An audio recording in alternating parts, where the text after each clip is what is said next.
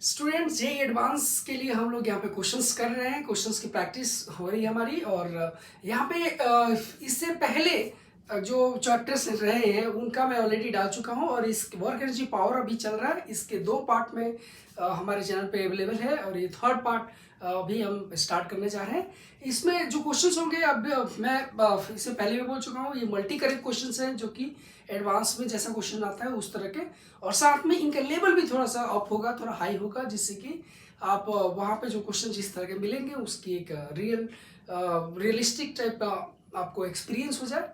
Okay, तो start करने से पहले मैं बोलूँगा, अगर आपने हमारे चैनल को सब्सक्राइब नहीं किया है तो प्लीज़ सब्सक्राइब कर लीजिए, जिससे कि जैसे ही मैं अपलोड करूँ आपके पास पहुँच जाए, और साथ में मुझे मोटिवेशन मिले कि ज़्यादा से ज़्यादा लोग देख रहे हैं, तो उसके लिए ज़्यादा से ज़्यादा मैं कंटेंट डालूँ। और अपने दोस्तों में भी इसको फॉरवर्ड करिए, जो ज़्यादा से ज़्यादा लोग। एक ऑथेंटिक सोर्स है, और यहाँ पे जो क्वेश्चंस होंगे और जो चीज़ें होंगी वो बहुत ही ऑथेंटिक होगी, और आपको एक काफ़ी अच्छी हेल्प हो जाएगी उनको। तो ज़्यादा से ज़्यादा आप सब्सक्राइब करिए, और अपने दोस्तों से सब्सक्राइब करने के लिए बोलिए, जिससे कि उनको भी फ़ायदा हो। स्टार्ट करते हैं। देखिए, क्वेश्चंस इससे पहले के 2 क्वेश्चन, जो 2 पार्ट थे, पार्ट 1 पार्ट 2 में, वहाँ उसमें मैं 1 से लेकर 9 8 तक क्वेश्चंस में कर चुका हूँ। 9th क्वेश्चन यहाँ स्टार्ट कर रहा हूँ, ठीक है, पार्ट 3 में। राइट, देखिए क्वेश्चन पढ़ लीजिए। One end of A light spring of spring constant, this one is fixed to a wall and the other end is tied to a block placed on a smooth horizontal surface। तो अगर मैं diagram बना लूँ, देखिए कई बार होता है कि फिजिक्स का अगर क्वेश्चन आप कर रहे हो तो बेटर होगा कि आप एक छोटा सा रफ डायग्राम बना लीजिए, जिससे कि आपको आसानी रहेगा। राइट, तो यहाँ पे जो है मैं इस तरह का कुछ इस तरह का कर लेता हूँ, ठीक है। यहाँ पे एक डायग्राम, एक ब्लॉक है, और ये स्प्रिंग फिक्स है इससे, ठीक है ना, स्प्रिंग फिक्स है। अब स्प्रिंग वाज इनिश, अब देखिए क्वेश्चन में दे रखा था work done by the spring is half K X square. Work done by spring, work done by spring is half K X square, ठीक है। तो यहाँ पे क्या है कि बेसिकली देखिए, अगर एक चीज यहाँ पे आपको ध्यान देना पड़ेगा। सपोज कि ये इसके नॉर्मल कंडीशन में है, मतलब नेचुरल लेंथ में है स्प्रिंग, और अगर आप इस ब्लॉक को स्ट्रेच करते हैं, ब्लॉक को सपोज करिए स्ट्रेच किया, तो आप जब स्ट्रेच करेंगे तो फोर्स, स्प्रिंग फोर्स किधर होगा, इधर होगा, और डिस्प्लेसमेंट किधर हो रहा है, इधर होगा। तो क्या होगा कि ये जो है वर्क जो होगा वो क्या होगा, निगेटिव होगा। क्यों? क्योंकि ये दोनों अपोजिट डायरेक्शन में है। ओके, वर्क डन क्या होता है, F S cos theta, cos theta की वैल्यू -1 आएगी, यानी कॉस जो थीटा की वैल्यू होगी दोनों के बीच में 180 डिग्री आ रही है, 180 डिग्री आ रही है, तो ये नेगेटिव होगा। ओके, नेगेटिव होगा वर्क डन। अगर आप नॉर्मल पोजीशन से या एक्चुअल पोजीशन से या नेचुरल लेंथ से एक्सटेंड कर रहे हो, उस समय स्प्रिंग फोर्स, भाई आप तो फोर्स इधर लगाओगे, लेकिन स्प्रिंग फोर्स इधर फोर्स लगाएगा। राइट, लेकिन और देखते हैं पॉसिबिलिटी। अगर मान लीजिए आपने इधर की तरफ कंप्रेस किया, और कंप्रेस किया, और जो कंप्रेस अगर आपने किया, तो जब कंप्रेस करोगे तो स्प्रिंग फोर्स किधर रहेगा, स्प्रिंग फोर्स रहेगा इधर की तरफ। ओके, ये होगा स्प्रिंग फोर्स। जब स्प्रिंग फोर्स इधर होगा और डिस्प्लेसमेंट क्या होगा, इधर होगा, ये दोनों अपोजिट है एक दूसरे के, यानी वर्क डन कैसा होगा, वर्क डन नेगेटिव होगा। ओके, वर्क डन नेगेटिव होगा यहाँ पे इस केस में भी, यानी कि नेचुरल लेंथ से अगर चलते हो तो वर्क डन नेगेटिव होगा। अब आते हैं ऑप्शंस में। ऑप्शन में देखिए एक चीज, मतलब यहाँ पे क्वेश्चन में क्या बोल रहा है कि the work done by the spring is half K X square. अगर आप देखेंगे तो ये पॉजिटिव है। ओके, उसने -12 के एक्स स्क्वायर को नहीं बोला है, -12 के एक्स स्क्वायर है ऐसा नहीं बोला गया है, यहाँ पे बोला गया है हाफ, ये +12 के एक्स स्क्वायर। देखिए प्लस, यानी वर्क डन पॉजिटिव कराना है, वर्क डन पॉजिटिव होगा, हो रहा है। ये कैसे होगा, इसके बारे में क्वेश्चन है, इसके ऊपर क्वेश्चन है। Okay, work done by spring जो होती है वो नेगेटिव होती है, लेकिन पॉजिटिव कब होगी, किन कंडीशंस में होगी, उसको देखते हैं। The spring was initially compressed by a distance. अगर आप दूसरा सिचुएशन लेके चलते हैं, सपोज करके ये इसका नेचुरल लेंथ है, कौन सा, ये वाला, ये इसका नेचुरल लेंथ है, ये वाला, यहाँ से सॉरी, ठीक है, यहाँ पे नेचुरल लेंथ है, लेकिन हमने ब्लॉक को ऑलरेडी पहले ही कंप्रेस करके रखा है, पहले ही कंप्रेस करके रखा है। जब पहले से कंप्रेस करके रखा है तो एक स्प्रिंग फोर्स पहले से लग रहा है इधर। ओके, अब क्या है कि स्प्रिंग फोर्स इधर लग रहा है, अब ये ब्लॉक को आप रिलीज करोगे तो ये नेचुरल लेंथ की तरफ जाएगा, यानी कि इस पर डिस्प्लेसमेंट और फोर्स दोनों सेम डायरेक्शन में, डिस्प्लेसमेंट और फोर्स दोनों सेम डायरेक्शन में। और जब दोनों सेम डायरेक्शन में है तो वर्क डन क्या होगा, वर्क डन पॉजिटिव होगा, राइट। तो यहाँ पे the spring was initially compressed by a distance x and was finally in its natural length, यानी यहाँ से नेचुरल लेंथ में जाएगा तो दोनों ये और ये दोनों सेम डायरेक्शन में होगा तो वर्क डन पॉजिटिव होगा। उसके बाद क्या है, it was initially stretched by a distance x and, अब दूसरा क्या क्या सोच सकता है कि ये तो नेचुरल लेंथ है, लेकिन हम क्या कर सकते हैं कि ये इनिशियली शुरू में ही इसमें स्ट्रेच किया हुआ था, यानी ये नेचुरल लेंथ तो है लेकिन पहले से ये स्ट्रेच हुआ है। स्प्रिंग फोर्स इधर और डिस्प्लेसमेंट जो होगा ब्लॉक को छोड़ोगे वो भी इसी तरफ होगा, फोर्स भी इधर और डिस्प्लेसमेंट भी इधर, तो दोनों सेम डायरेक्शन में होगा तो वर्क डन क्या होगा, पॉजिटिव होगा, ठीक है, ये भी सही होगा। उसके बाद नेक्स्ट देखते हैं, it was initially in its natural length and finally in A compressed position. Okay, नहीं बस ये आपका यहाँ पे सही नहीं है, जो कि मैं पहले ही यहाँ एक्सप्लेन कर चुका हूँ, ये चीज़ सही नहीं है, यहाँ पे मैं बता चुका हूँ कि अगर नेचुरल लेंथ है में है और तब कंप्रेस या ये करोगे, कंप्रेस या एक्सपैंड करोगे तो ये नेगेटिव वर्क डन होगा। देखिए ये तो सही नहीं है, सही नहीं है, ये दो कंडीशंस के कॉरस्पॉन्डिंग आपको सही मिलेगा, ठीक है, होपफुली समझ में आ गया होगा। नेक्स्ट क्वेश्चन पे आते हैं, इस वाले को देख लीजिए, the coefficient of friction between the block and plank is this one mu, okay, and it's, यानी कि इसके बीच में जो ये है फ्रिक्शन है वो क्या है, म्यू है, coefficient friction, and its value is such that that block becomes stationary with respect to plank there before it reaches the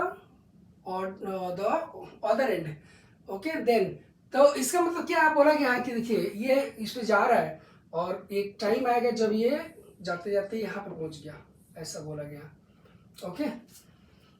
अब यहाँ पे जो चीजें हैं मतलब यहाँ पे पहुंच गया ये वाला स्मॉल एम यहाँ पे पहुंच गया, ये तो कैपिटल एम है, उसके करस्पॉन्डिंग बातें बोली गई। The work done by friction on the block is negative. अगर आप देखोगे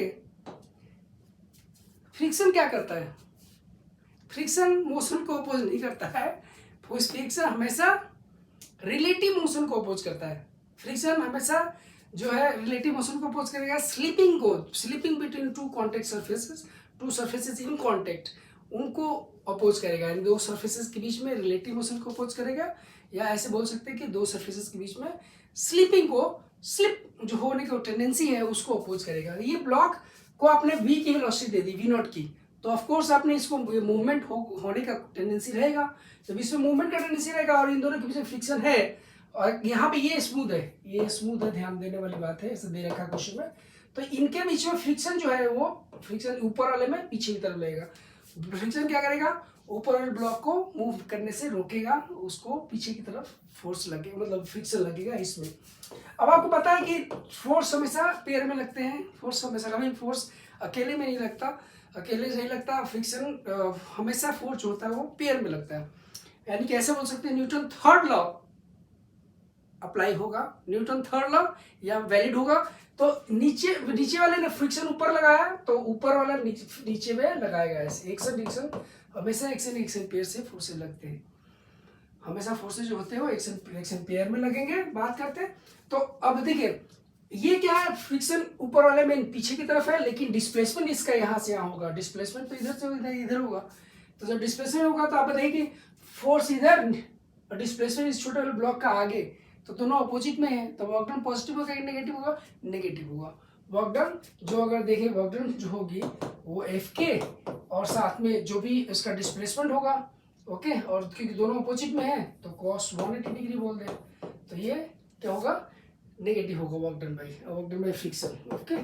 अब तो ये सही हो जाएगा, the work done by friction on the plank is positive. इस छोटे वाले नीचे मतलब बड़े वाले प्लैंक की बात करें, नीचे वाले की, तो इसमें फ्रिक्शन इधर है, साथ में ये डिस्प्लेसमेंट भी इसका इधर है, फाइनली ये जा रहे हैं, कोई फाइनली वेलोसिटी आ गई, दोनों की कॉमन वेलोसिटी आ गई, तो वेलोसिटी इसकी आई कैसे आई, कोई ना कोई फोर्स होगा जो इसको सपोर्ट कर रहा होगा, इनिशियली तो रेस्ट पे था, तो कोई ना फोर्स, कौन सा फोर्स, फ्रिक्शन का फोर्स इसको सपोर्ट कर रहा है, जिससे कि इसकी वेलोसिटी बढ़ रही है, बढ़ते बढ़ते भी आ गया, तो वो चीज़ वेलोसिटी, यानी कि यहाँ पे फोर्स भी इधर, इससे फ्रिक्शन का फोर्स इधर और साथ में वेलोसिटी, मतलब यानी कि इसका ब्लॉक का डिस्प्लेसमेंट में इधर, तो वर्क डन क्या होगा, पॉजिटिव होगा। Okay, the net work done by friction is negative. Net work done कैसे जो होगा फ्रिक्शन की वजह से, वो कैसा होगा, पॉजिटिव होगा कि नेगेटिव होगा, ये देख लेते हैं हम लोग। देखिए, ये फ्रिक्शन जो है वो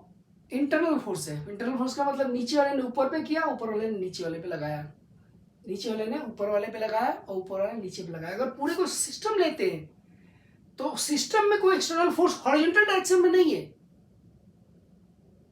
सिस्टम पे एक्सटर्नल फोर्स हॉरिजॉन्टल डायरेक्शन में नहीं है, वर्टिकल में है, ग्रेविटेशन है, नॉर्मल डायरेक्शन है, लेकिन हॉरिजॉन्टल वर्टिकल में डिस्प्लेसमेंट तो नहीं हो रहा ना, डिस्प्लेसमेंट तो हॉरिजॉन्टल में हो रहा है।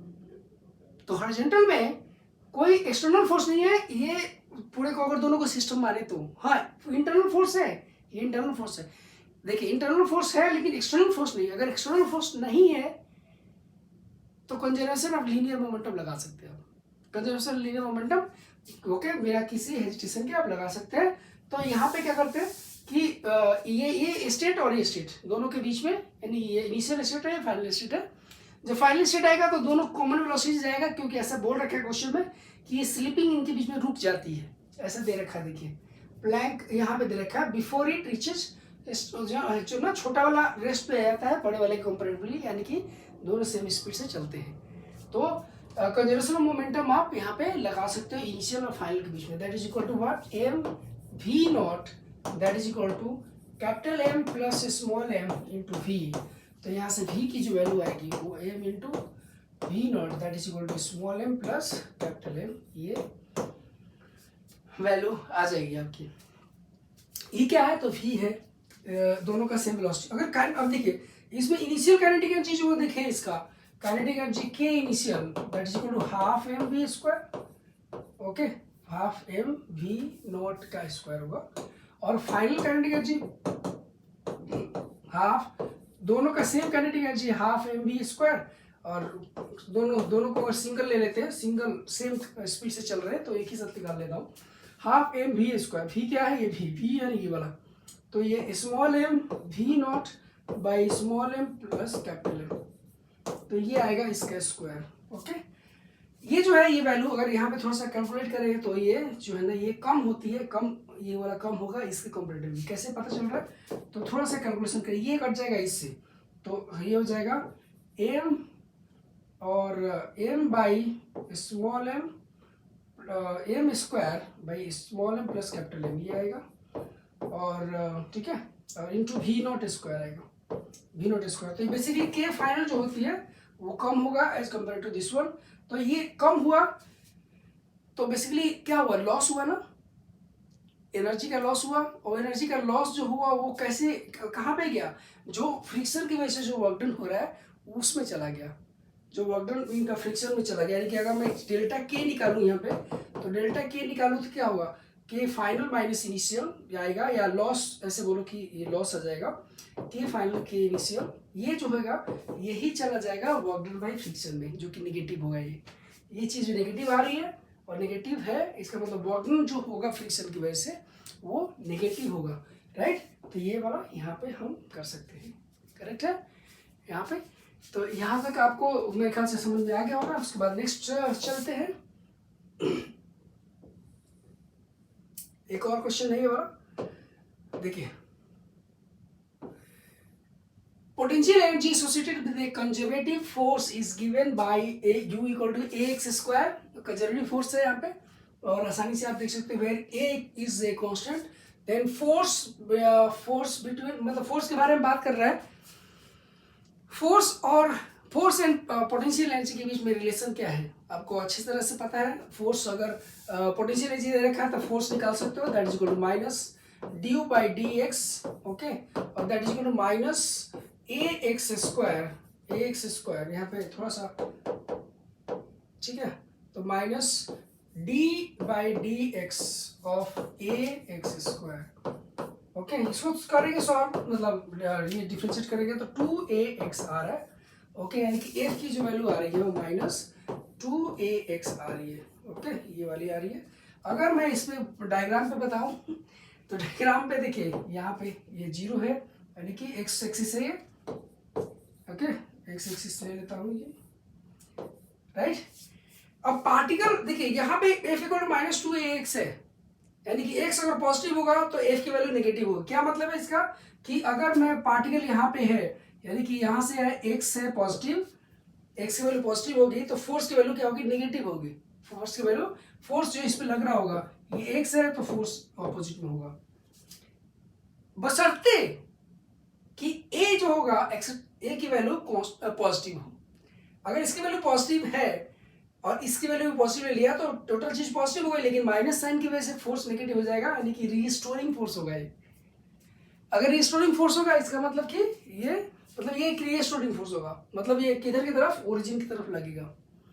ठीक है, तो अगर यहाँ पे ए का वैल्यू कैसा है, ये ए की वैल्यू पॉजिटिव है कि नेगेटिव है, ये इंपॉर्टेंट है और उसी के बारे में क्वेश्चन बना के दिया है। यही इसी तरह से आप ऐसे देख सकते हैं कि अगर पार्टिकल यहाँ पे है, ठीक है ना, पार्टिकल यानी कि क्या है, यहाँ से यहाँ एक्स है, एक्स नेगेटिव है, तो एक्स नेगेटिव है तो आप देखोगे एक्स नेगेटिव है और ये नेगेटिव, तो नेगेटिव और नेगेटिव मिला के, यानी कि ये नेगेटिव और ये नेगेटिव मिला के फोर्स पॉजिटिव होगा। इसका मतलब फोर्स किधर होगा, फोर्स इधर होगा। ठीक है, फोर्स इधर होगा, ये नेगेटिव और एक्स नेगेटिव है और इधर नेगेटिव बाहर तो है ही, बशर्ते कि ए पॉजिटिव है, यानी कि ये फोर्स जो होगा ओरिजिन की तरफ तब लगेगा जब ए की वैल्यू पॉजिटिव होगी। वही चीजें दी है कि force always tend to accelerate the particle towards origin. देखिए ऐसा नहीं बोल सकते, अगर ए पॉजिटिव है तभी ऐसा बोल सकते कंडीशन के साथ, तो वही यहाँ पे इस वाले force always tend to accelerate the particle away from origin, नहीं ये भी गलत है। इसके बाद ये आप दोनों चीजें, ये आपका सही होगा, तभी होगा सही जब ए पॉजिटिव होगा और, ठीक है ना, अगर ये नेगेटिव होगा तो फोर्स क्या होगा, फोर्स अपोजिट डायरेक्शन में लगने लगेगा। अगर ये नेगेटिव है तो फोर्स इधर लगेगा, फोर्स इधर लगेगा। ठीक है, ये चीज, तो इसलिए ये चीज आपको सही हो जाएगी, करेक्ट है। नेक्स्ट क्वेश्चन पे चलते हैं। एक क्वेश्चन है, इसको छोड़ के इसके आगे वाले क्वेश्चन पे चलते हैं, ये वाला क्वेश्चन ठीक रहेगा। ठीक है, उस क्वेश्चन में, इससे पहले वाला क्वेश्चन थोड़ा सा टाइपिंग एरर कुछ रह गया है तो हम उसको इसलिए नहीं कर रहे, टाइपिंग एरर है उसके अंदर में, कुछ क्वेश्चन कुछ थोड़ा डाटा मिसिंग है उसमें।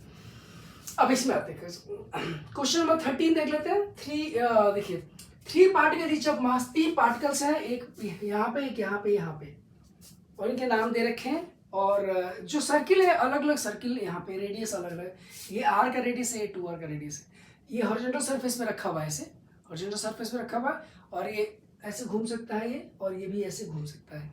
अब एक पार्टिकल को आपने दिया है वेलोसिटी, ये दोनों वेलोसिटी जो पार्टिकल है सेम मास के हैं, ये सारे सेम मास के हैं। अब यहाँ से ये वाला इनके बीच में कोलिजन जो हो रहा है वो इलास्टिक कोलिजन हो रहा है। जैसे ही कोलिजन इलास्टिक होगा, आपको पता है कोलिजन जब इलास्टिक होता है तो क्या होता है, वेलोसिटी इंटरचेंज हो जाती है। ओके, तो वेलोसिटी इंटरचेंज हो जाती है, मतलब कि जस्ट आफ्टर कोलिजन क्या होगा, ये क्योंकि शुरू में रेस्ट में था तो इसके पास वेलोसिटी 0 हो जाएगी, रेस्ट पे आ जाएगा, और इसके पास वेलोसिटी है तो यही वेलोसिटी इसके पास आ जाएगी। यानी कि जस्ट आफ्टर कोलिजन में अगर बात करूं, तो आफ्टर कोलिजन अगर बात करूं तो देखिए ये कैसा सीन रहेगा, ऐसे सीन रहेगा जस्ट आफ्टर कोलिजन। ठीक है, जस्ट आफ्टर कोलिजन, यानी कि ये ऐसे, और ये स्प्रिंग वाला जो है, ये स्प्रिंग वाले के पास वेलोसिटी कितनी होगी, जो वेलोसिटी इसके पास होगी वही वेलोसिटी इसके पास होगी, दिस इज v0। ओके, तो ये मास सेम है और ये मास सेम, ये दिस इज क्या, तो जस्ट आफ्टर कोलिजन, किसके बीच में, इन दोनों के बीच में, तो वेलोसिटी इनकी इंटरचेंज हो गई। आपको पता है इलास्टिक कोलिजन होता है तो वेलोसिटी इंटरचेंज हो जाती है। ओके, ये चीज। अब बात क्या है कि ये मूव करेगा, अब ये मूव करेगा तो भाई स्प्रिंग में स्ट्रेच, मतलब स्ट्रेच होगा, स्प्रिंग यानी कि स्प्रिंग फोर्स डेवलप होगा, ये पार्टिकल भी मूव करेगा, ये पार्टिकल भी मूव करना चाहेगा, है ना, ये पार्टिकल मूव करना चाहेगा।